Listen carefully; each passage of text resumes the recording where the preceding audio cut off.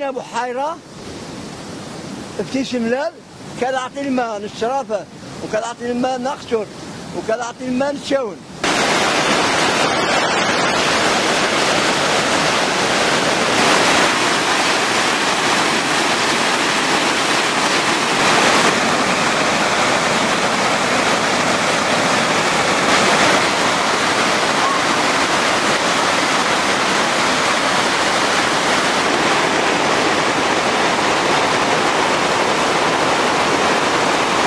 الآية الكريمة لا تقنطوا من رحمة الله. الحمد لله شفتوا دابا الشجرة في وقته وهادشي هذا مزيان وهادشي هذا اللي في راس المال الحمد لله.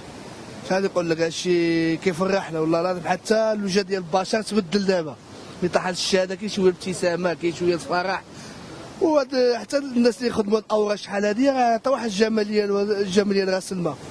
كاين واحد المساحه فين يمشي الماء ما كاينش الزبل ما كاينش. نطلبوا الناس الشاو ينوضوا يزوروا راس الماء يشوفوها كيف عامله. توحشنا الخيرات هذه الحمد لله. ربي استجب الدعاء ديال الاطفال وديال العجائز ديال الناس كاملين الحمد لله على هذه النعمه هذه، وكنطلبوا ربي يعطينا على قد النفع. الحمد لله القلب كيتفاجأ هنايا في الشاون خصوصا في هذه المنطقه ديال راس الماء. الحمد لله كتجي لهنايا كتفاجأ.